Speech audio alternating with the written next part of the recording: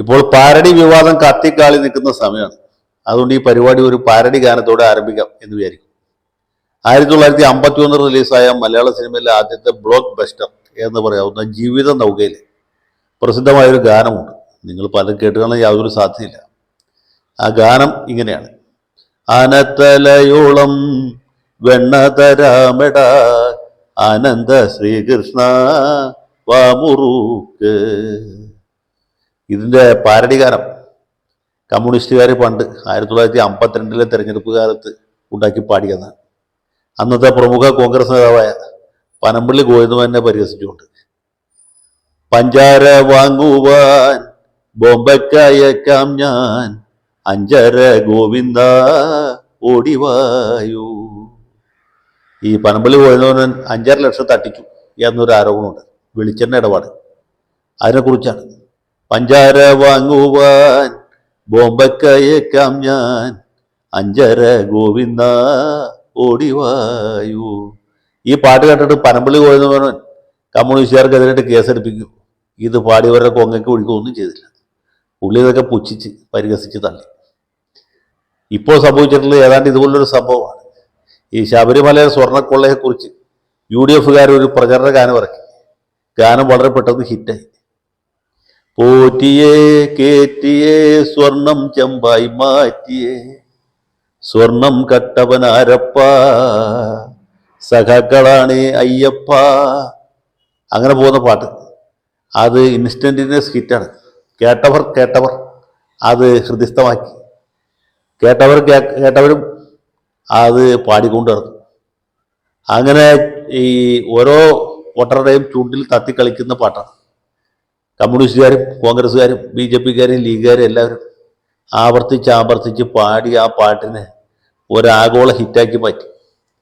ഇതിൻ്റെ ഒറിജിനൽ പാട്ട് എന്ന് പറയുന്നത് വീരമണി പാടിയ ഒരു തമിഴ് പാട്ടാണ്, ശബരിമല അയ്യപ്പനെ കുറിച്ച്. ഇപ്പം ആ പാട്ടിനേക്കാളും പ്രസിദ്ധി ഈ പാട്ടിനായിട്ട് തീർന്നു. കാരണം ഒന്നാമത് വളരെ ലളിതമായിട്ടൊരു പാട്ടാണ്. ട്യൂണാണെങ്കിലും ചിരപരിചിതമാണ്. ആ പാട്ട് കേൾക്കാത്തവരുണ്ടാവില്ല, ആ ട്യൂൺ അറിയാത്തവരുണ്ടാവില്ല. ഇനി ഉണ്ടെങ്കിൽ തന്നെ ഈ പാട്ട് കേൾക്കുമ്പോൾ വളരെ പെട്ടെന്ന് പിന്തുടരാൻ പറ്റുന്ന ഒരു ട്യൂണാണ്. ഒട്ടും തന്നെ സങ്കീർണമല്ല, ലളിതമായ ആവിഷ്കാരമാണ്. അതിൻ്റെ വരികളും അതുപോലെ തന്നെ ലളിതമാണ്. പിന്നെ ഈ സ്വർണ്ണക്കൊള്ളയെക്കുറിച്ചുള്ള വികാരം കേരളത്തിലെ എല്ലാ ആളുകളുടെ ഇടയിലുണ്ട്. അയ്യപ്പ ഭക്തന്മാരുടെ ഇടയിലുമുണ്ട്, അല്ലാത്തവരുടെ ഇടയിലുമുണ്ട്. അപ്പോൾ യുക്തിവാദികൾക്ക് പോലും പാടാവുന്ന അത്ര രസകരമായൊരു പാട്ടായിട്ട് ഇത് മാറി. മാത്രവുമല്ല, ഇത് കേൾക്കുമ്പോൾ മാർക്സിസ്റ്റുകാർക്ക് മാത്രമേ വികാരം വ്രണപ്പെടുകയുള്ളൂ. കാരണം അവർ കളവ് നടത്തിക്കൊണ്ടാണല്ലോ. ഇങ്ങനൊരു പാട്ട് കേട്ടിട്ട് RSSകാർക്കോ വിശ്വ ഹിന്ദു പരിഷത്തുകാർക്കോ BJPക്കാർക്കോ ആർക്കും വികാരത്തിന് യാതൊരു വ്രണം ഉണ്ടായില്ല. നേരെ കുറിച്ച് CPMകാർക്ക് ഇത് കേട്ടപ്പോൾ ഭയങ്കര പ്രയാസം. പാർട്ടിയുടെ പത്തനംതിട്ട ജില്ലാ സെക്രട്ടറി സഖാവ് രാജു അബ്രഹാമിൻ്റെ വികാരം ഇങ്ങനെ പൊട്ടിത്തെറിച്ച് ആയ കുഴപ്പത്തിൽ. അതുപോലെ നമ്മുടെ പ്രഗത്ഭനായ രാജ്യസഭാംഗം ഇംഗ്ലീഷ് ഭാഷാ പാരംഗതനായിട്ടുള്ള ഡബിൾ റഹീം, പുള്ളിക്കും വലിയ വിഷമം തോന്നി അയ്യപ്പസ്വാമി ആക്ഷേപിച്ച്. സത്യത്തിൽ അയ്യപ്പസ്വാമി ആക്ഷേപിച്ചത് ഈ സഖാക്കളാണ്.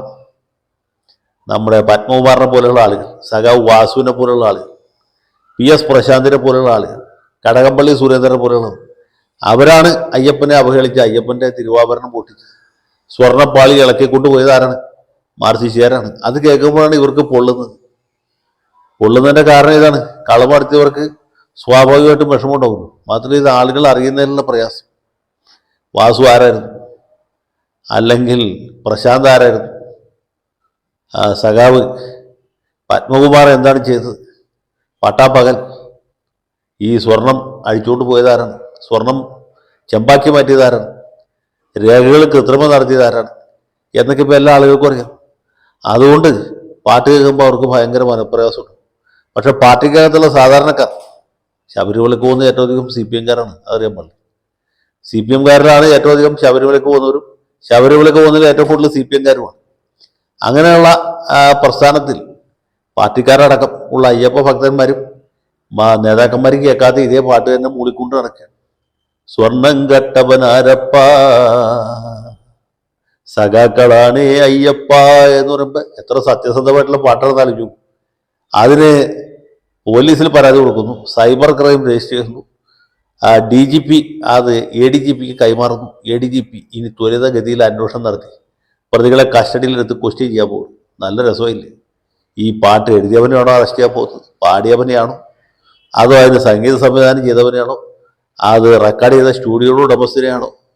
അതോ അതിങ്ങനെ ആവർത്തിച്ച് പാടുന്നത് നമ്മളെ പോലുള്ള ആൾക്കാരെയാണോ? ആരെയാണ് പൂട്ടാൻ പോകുന്നതെന്ന് അറിയില്ല. ഏതായാലും എൻ്റെ വീണ കമ്പിയെല്ലാം വിലക്കെടുത്തു, അവരെൻ്റെ കയ്യിൽ പൂട്ടുവാനൊരു വിലങ്ങു തീർത്തു എന്ന് വി ഭാസ്കരൻ ഒരു പാട്ട് എഴുതിയിട്ടുണ്ട്. ആ അവസ്ഥയിലേക്ക് കാര്യങ്ങൾ പോവുകയാണ്. ആവിഷ്കാര സ്വാതന്ത്ര്യത്തിൻ്റെയും അഭിപ്രായ സ്വാതന്ത്ര്യത്തിൻ്റെയൊക്കെ അപ്പോസലന്മാരായിട്ട് ഭാവിക്കുന്ന നമ്മുടെ പിണറായി സർക്കാരും പിണറായിസ്റ്റ് പാർട്ടിക്കും ഇതിനേക്കാൾ വലിയ മണ്ടത്തരങ്ങളും ചെയ്യാൻ കഴിയും. അവരൊക്കെ ചെയ്ത് തെളിയിച്ചിട്ടുള്ളവരാണ്. പക്ഷേ ഇത് കുറച്ച് കൂടിപ്പോയി എന്ന് മാത്രമേ പറയാനുള്ളൂ. നിങ്ങളുടെ മുഖം വികൃതമായെന്ന് ഈ പാട്ട് എഴുതിയവനോ സംഗീതം ചെയ്തവനോ പാട്ട് പാടിയവനോ ഒന്നും ചിന്തിച്ചിട്ട് ഒരു കാര്യമില്ല. സഖാവ് പിണറായി വിജയന് ചുണയുണ്ടെങ്കിൽ, തൻ്റെ ഇടമുണ്ടെങ്കിൽ ആ പത്മകുമാറിൻ്റെ പേരിൽ നടപടി എടുക്കുക, പാർട്ടിയിൽ നിന്ന് പുറത്താക്കുക. അതുപോലെ ഈ കൊള്ളയ്ക്ക് ചൂട്ടുപിടിച്ച സഖാവ് കടകംപള്ളി സുരേന്ദ്രന് അയാളുടെ പേരിൽ നടപടി എടുക്കുക. എന്നിട്ട് ഈ നാട്ടിലെ അയ്യപ്പ ഭക്തന്മാരോട് മാപ്പ് പറയും. അല്ലാതെ ഈ മാതിരി കോമാളിത്തരം കാണിച്ചിട്ട് യാതൊരു കാര്യമില്ല. സഖാവേ, ഇതൊന്നും ഇവിടെ കൊണ്ട് തീരൂല. ഇനി 3 മാസം കഴിയുമ്പോൾ ഓരോ ഇലക്ഷൻ കൂടി വരുന്നുണ്ട്. ജനങ്ങൾ അവരുടെ വലത്തെ കൈയിൻ്റെ ചൂണ്ടാണി വിരൽ ചൂണ്ടി പിടിച്ചുകൊണ്ട് നിൽക്കുകയാണ്. ആ ഇലക്ട്രോണിക് യന്ത്രം മുമ്പിൽ വെക്കേണ്ട താമസമുള്ളൂ. ബാക്കി കാര്യങ്ങൾ അവർ ചെയ്തോളൂ.